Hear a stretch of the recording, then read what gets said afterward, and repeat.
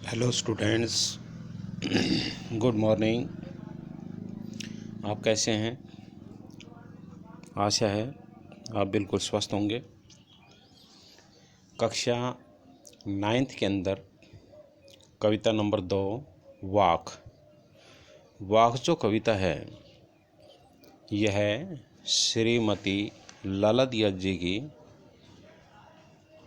एक भक्तिपूर्ण रचना है।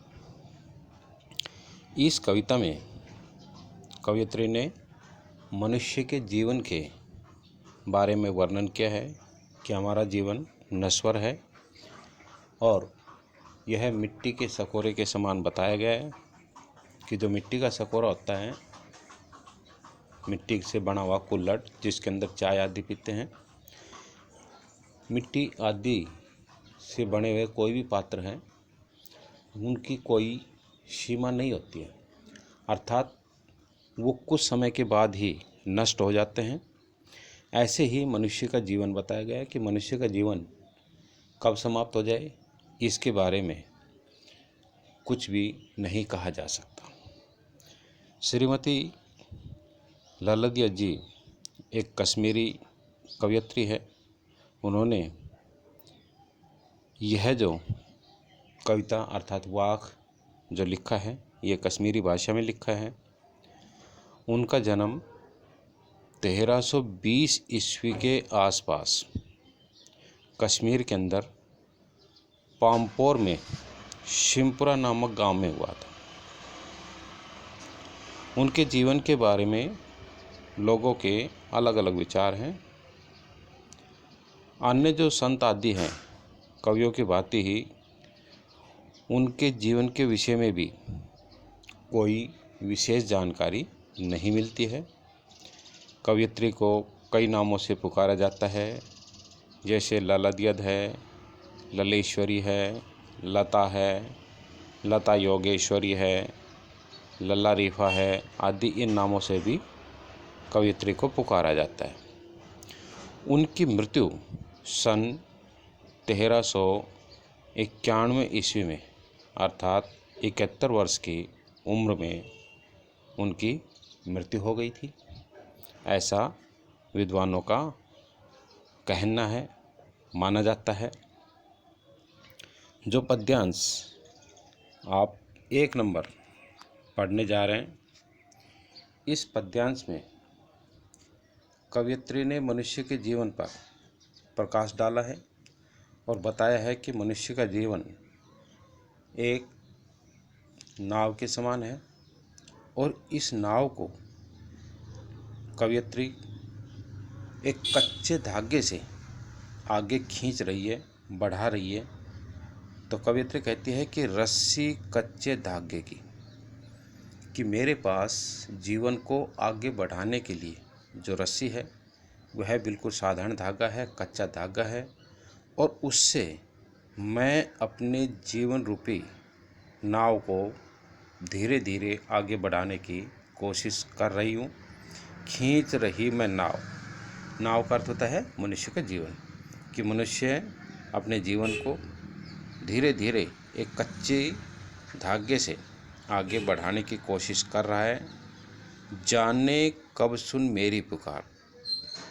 कवयित्री मनुष्य से अपनी प्रार्थना भेजना चाहती है और कहना चाह रही है कि मैं बराबर ईश्वर से अपनी आराधना पेश कर रही हूँ, भेज रही हूँ, लेकिन वह सौभाग्य समय कब मिलेगा जब प्रभु मेरी सच्ची पुकार को सुन पाएंगे और करे देव भवसागर पार। भवसागर का अर्थ होता है मोक्ष की प्राप्ति करना। और मुझे ऐसा सुअवसर कब मिलेगा जब मैं इन संसार रूपी सागर से अर्थात भवसागर से पार हो पाऊंगी। जाने कब सुन मेरी पुकार, कि प्रभु मेरी भक्ति भावना से, मेरी विचारधारा से, आराधना से कब मेरे बातों को सुनेंगे और मेरी बातों को सुनकर प्रभु कब मुझे इस संसार से मोक्ष की प्राप्ति करवाएंगे। क्योंकि कवयित्री ने बताया कि पानी टपके कच्चे सकोरे, कि मनुष्य का जो जीवन है वह कच्चे सकोरे के समान है। कच्चा जो कुल्हड़ होता है उसके समान बताया गया कि उसके समान है, और इससे लगातार पानी गिरता रहता है, पानी टपकता रहता है। इस पानी को रोकने का मैं बार बार प्रयास कर रही हूँ, लेकिन व्यर्थ प्रयास हो रहे हैं मेरे, कि मेरे जो प्रयास है, मेरी जो मेहनत है, वह बेकार साबित होती जा रही है। क्योंकि कवयित्री कहती है कि मनुष्य का जीवन एक कच्चे सकोरे के समान है, और उस कच्चे सकोरे से जब पानी गिरता रहता है तो उस पानी को मैं रोकने का काफ़ी प्रयास करती हूँ, लेकिन मेरे सभी प्रयास व्यर्थ ही, बेकार ही साबित होते हुए दिखाई दे रहे हैं। जी में उठती रह हो, मन में एक ही विचारधारा बार बार उठती रहती है। मैं ईश्वर के घर पर जाना चाहती हूँ, लेकिन ऐसा मुझे सौभाग्य प्राप्त नहीं हुआ है। घर जाने की चाह है घेरे। घर जाना, कौन से घर जाना चाहती है? ईश्वर के पास जाना चाहती है, मोक्ष की प्राप्ति करना चाहती है, कि वह भगवान से बार बार एक ही विनती कर रही है कि हे प्रभु, मुझे इस संसार से विदा करके मोक्ष की प्राप्ति कराइए, ताकि मैं अपने जीवन को सार्थक समझ सकूं। इसलिए घर जाने की चाह है घेरे, कि मैं एक ही विचार मेरे मन में उत्पन्न हो रहा है कि मैं प्रभु के घर पर जाना चाहता हूँ, अर्थात साक्षात प्रभु के दर्शन करना चाहती हूँ, मोक्ष की प्राप्ति करना चाहती हूँ। हे प्रभु, ऐसा सौभाग्य मुझे कब प्राप्त होगा? सेकंड पैराग्राफ में बताया कि खा खा कर कुछ पाएगा नहीं। इस पद्यांश में कवयित्री ने बताया है कि मनुष्य का जीवन एक अहंकारी जीवन बन गया, कि वह धन दौलत का संचय करते करते इतना अहंकारी हो गया है कि उसे समाज के बारे में और समाज के अपने जो परिजन हैं उनके बारे में कुछ भी ध्यान नहीं है। वह बड़ा घमंडी बन चुका है, अहंकारी बन चुका है। इसलिए कवयित्री कहती है कि खा खा कर, अर्थात प्राप्त कर कर के कुछ पाएगा नहीं। हे प्राणी, आप धन दौलत को प्राप्त करते करते इस समाज में कुछ भी प्राप्त नहीं कर पाएंगे, क्योंकि नहीं आपको समाज में आदर भाव मिलेगा, नहीं आपका समाज में मान सम्मान होगा, और न खाकर बनेगा अहंकारी। और यदि आपने इस धन दौलत से दूर हो रहकर अपने जीवन को एक अहंकारी बना लिया, किस प्रकार का अहंकारी? जिसमें आराधना की भावना हो, जिसमें भक्ति की भावना हो, ऐसा जीवन यदि आपने बना लिया तो आपका जीवन सार्थक होगा। समखा, सम का अर्थ होता बराबरी, अर्थात मनुष्य समाज में रहते हुए सभी लोगों से एकता का व्यवहार करे, समता का व्यवहार करे, बराबर का व्यवहार करे, तभी उसका जीवन समभावी बनेगा। अर्थात सम का अर्थ होता है बराबर और भाव का अर्थ होता है विचार। समाज के सभी लोगों से विचारधारा में, धर्म में एक जैसा यदि हम मेलजोल करते हैं, ईर्ष्या द्वेष भावना से दूर रहते हैं, तब हमारा जीवन एक सार्थक जीवन कहलाएगा।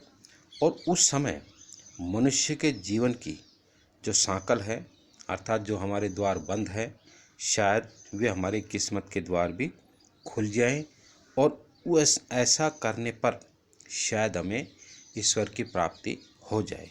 खुलेगी सांकल बंद द्वार की, अर्थात जो हमारी किस्मत की सांकल है, जो हमारी मोक्ष की सांकल है, वे द्वार भी हमारे लिए खुल जाएंगे, और तब हमें ईश्वर की प्राप्ति हो जाएगी।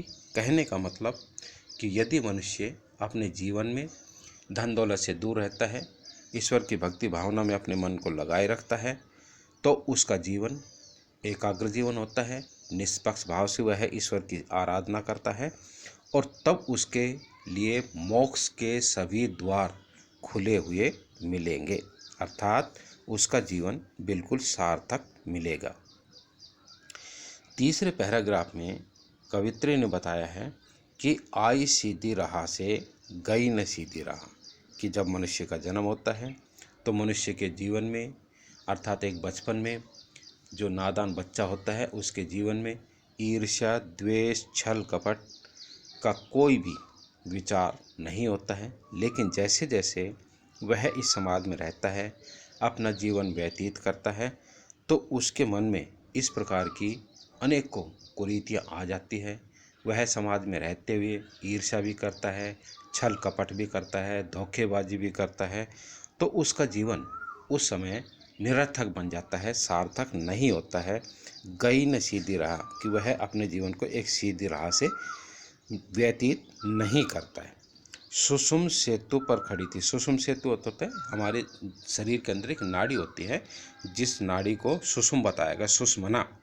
सेतु का अर्थ होता है बांध, कि हमारा जीवन एक सुषुम सेतु रूपी नाड़ी पर स्थिर है, खड़ा हुआ है।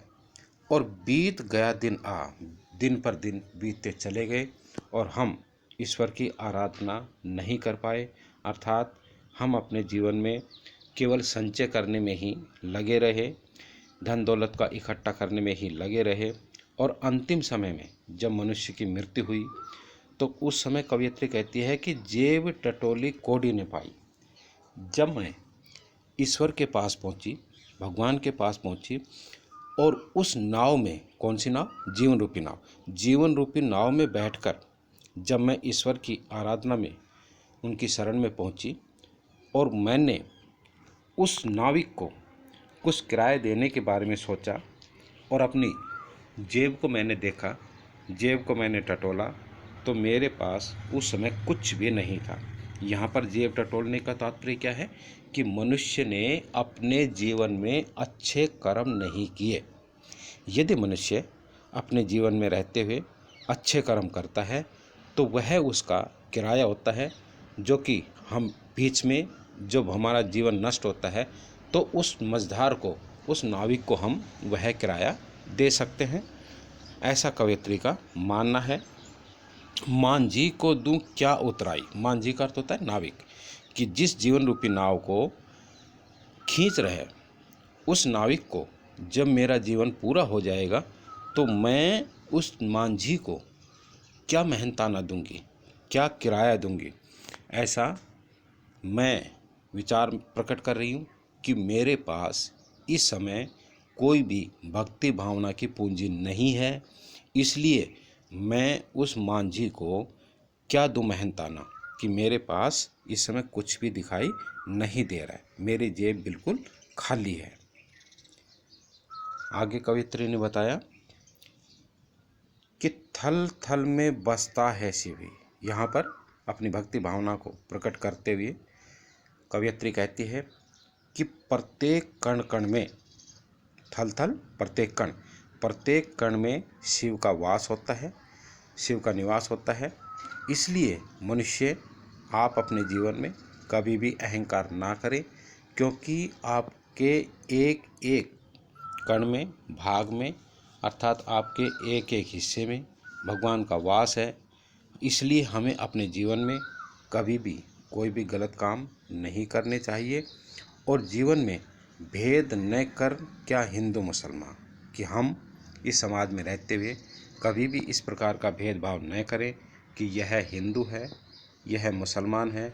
अर्थात सभी मनुष्य भगवान के द्वारा बनाए हुए एक पुतले हैं और उन मनुष्यों के साथ में हम समाज में रहते हुए अच्छे विचार रखते हैं, उनके साथ में समानता का व्यवहार करते हैं, तो हमारा जीवन बिल्कुल सार्थक जीवन बन जाता है। सच्चाई तो यही है कि यदि आप ज्ञानी हैं, कि यदि आप ज्ञानवान हैं, तो आप अपने आप को पहचान सकते हैं, क्योंकि यदि आपने अपने जीवन में अच्छे कर्म किए हैं तो आप एक सच्चे इंसान को पहचान सकते हैं, सच्चे ज्ञानवान को पहचान सकते हैं। अपने आप को भी आप पहचान सकते हैं कि आप अपने जीवन में कितने सार्थक रहे, कितने निरर्थक रहे, अर्थात कितने आपने पुण्य किए, कितने आपने अच्छे कर्म किए।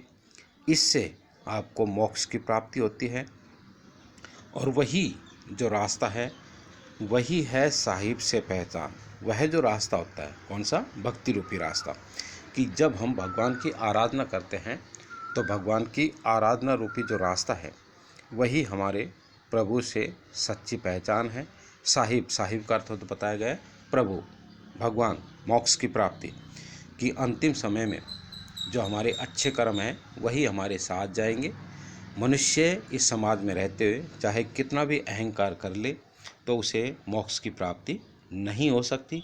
और यदि वह अपने जीवन में एक सच्ची भक्ति भावना से जीवन को व्यतीत करते हुए चलता है तो अंतिम समय में उसे भगवान की प्राप्ति होती है, भगवान के चरणों में उसे स्थान मिलता है, उसका जीवन सार्थक बन जाता है और उसे मोक्ष की प्राप्ति होती है। अर्थात वह एक अच्छे लोगों की श्रेणी में गिना जाता है और तभी उसका जीवन उज्जवल बनता है।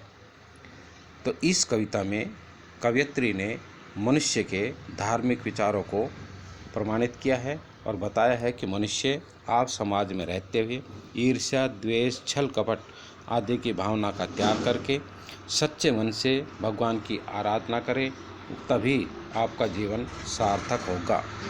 आशा है आप अच्छी प्रकार से समझ गए होंगे। धन्यवाद। आपका दिन शुभ हो।